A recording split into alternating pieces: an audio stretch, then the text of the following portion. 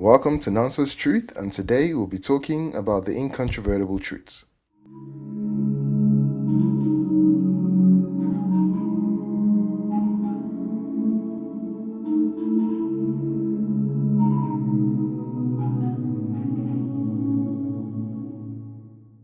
What is an incontrovertible truth? An incontrovertible truth is a statement of fact. A statement that has been proven to be true considering everything that we know. An example would be that all humans are made up of cells. Cells are tiny replicating units of life. To say otherwise would be, questionable. So, from that, you should understand that incontrovertible truths are statements of fact that will be really difficult to deny. How do we know that humans are made up of cells? How do we realize these truths? The answer might be science. Everything in this world is made up of matter, and those matters behave with each other in certain ways. And that, students, is chemistry. Science is a verb, a doing word. Science is what we do when we want to understand the world, but not all of it, just a natural world. Science allows us to understand everything that we are capable of detecting and experiencing. And so you're probably now wondering, how do we do science? See, now, that's a great question. But you should probably know that there are actually other ways to understand the natural world. Science is but just one of these ways. It will not revive your spirit in a doctor's surgery. They haven't got a pill to increase your faith. They haven't got a You may pill choose to simply believe and accept a truth that is presented by an authority or any other compelling individual. This person may also be yourself. In the name of Jesus, Holy Ghost, we honor you today. We thank you for the work you are doing amongst us. We thank you for the mysterious relationship that we have with you. In the name of Jesus. However, you must never confuse what you learn from science as just knowing the answer or feeling as though you are right.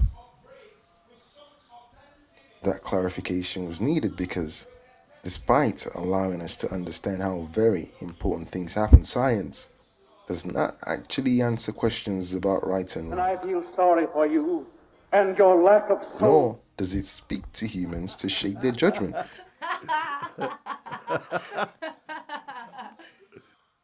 Of course, there are a few rules to science. You have to see something and then ask a question. We call this making an observation. 20 years, there have been many well-designed prospective studies. After that, you must construct an explanation for the observation. These are educated guesses. We hypothesize that myopic children who can achieve ocular motor. Then you must say what you think will happen because of the hypothesis. We call this making a prediction. We have shown that incorporating Bayesian prisms And predictions are very useful because they allow us to understand our observation. induced ocular motor imbalance. Predictions allow us to understand why our explanation is true. Here's another rule. You cannot make a prediction that cannot be proven wrong. We say that a prediction must be falsifiable. A completion of the scientific method is a step towards forming an incontrovertible truth. That's one small step for man. Our explanations may then be considered to be true if we are able to make accurate predictions with them. That is why we do science. One giant leap for mankind. The same process may also show that the same explanation is actually wrong. And you see, there are different categories of explanations. There are hypotheses. There are laws and theories. Neither changes to the other. Rather, each are explanations covering different amounts of observations.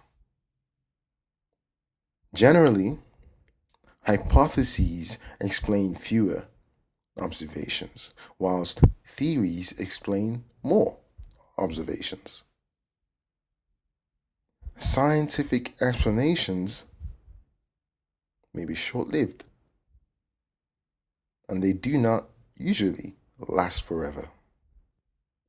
Scientists must always keep an open mind. And the reason lies within the science. Science is all about gathering information. We call this information data. We are able to confirm that a prediction is accurate based on the information that we gather. We know that humans are made up of cells because of the microscope. And when data supports an explanation, we call them an evidence to a truth.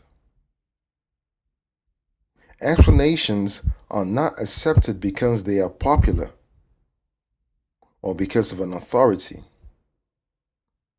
They are accepted because of the mountains of evidence that support them. Evidence is what you need to form a good explanation. There are people that say that scientists believe that the natural world can be explained. I would argue that this is not true. The grand theory of science is that the natural world is governed by constant laws. We would not be able to perform science if these laws are constantly changing in strange ways.